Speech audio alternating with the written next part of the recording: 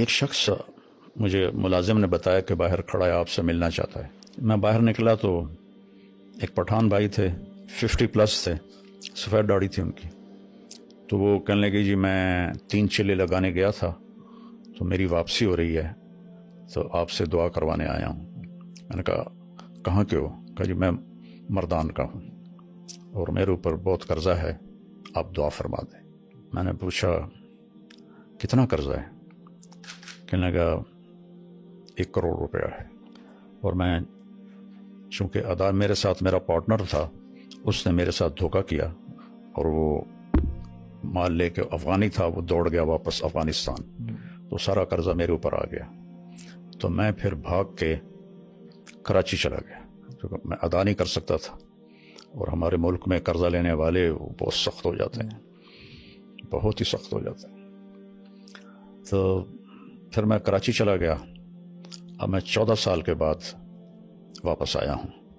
مجھے نہیں پتا میرے بچے کس سال میں ہیں، کیسے ہیں. میں نے کہا کوئی آپ کا ٹیلی فونک رابطہ نہیں تھا؟ کوئی نہیں. کبھی کوئی خط لکھا؟ کہنے لگا کوئی نہیں.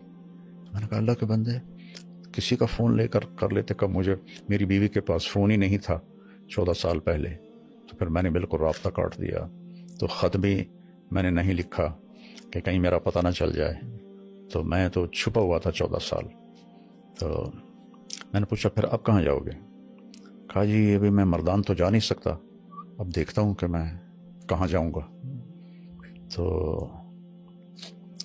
میں نے کہا تم یہیں ٹھہرو، میں کچھ انتظام کرتا ہوں. تو کون زیادہ تمہیں تنگ کر رہا ہے؟ تو اس نے کہا جی وہاں کا ایک ہمارا بڑا سردار ہے، MP بھی بنتا ہے، اس کے میں نے 25 لاکھ دینے ہیں. اور ایک دوسرا ہے وہ بھی وہاں کا بڑا با اثر ہے، اس کے کوئی 15 لاکھ دینے ہیں کہ 10 لاکھ دینے ہیں، مجھے یاد نہیں ہے. تو وہ اگر ادا ہو جائیں تو میں گھر جا سکتا ہوں. تو میں نے پھر کہیں سے، چونکہ وہ MP تھے تو مردان میں میرے جاننے والے تھے، تو میں نے وہاں سے ان کا فون نمبر لے کر ان سے رابطہ کیا. مجھے وہ جانتے تھے نام سے. میں نے کہا جی اس کے پیسوں کی میں ضمانت دیتا ہوں، میں آپ کو دے دوں گا، تو آپ تھوڑا اس کو فری ہینڈ دے دیں.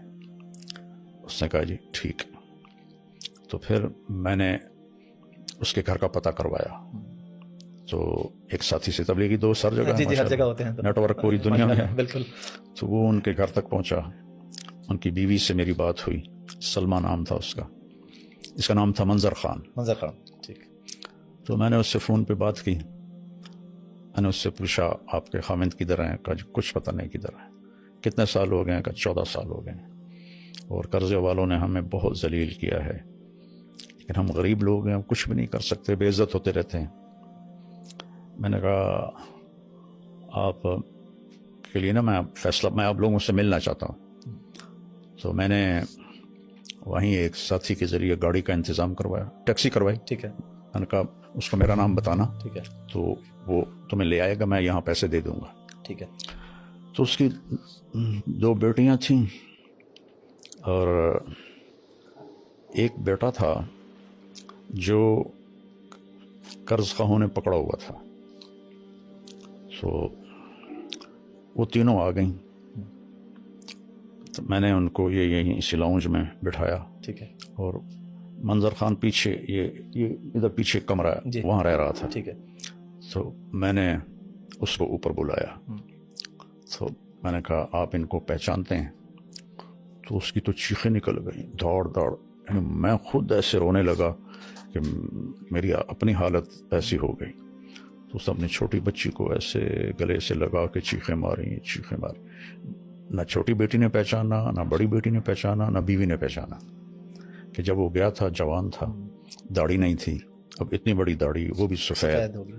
تو وہ جو اس کے گلے لگی ہوئی تھی، میں اس کا دیکھ رہا تھا چہرے کا تاثر، تو وہ گھبراہٹ تھی اور اجنبی لگ رہا تھا نا. اور اس کی چیخیں نہیں ختم ہو رہی تھیں.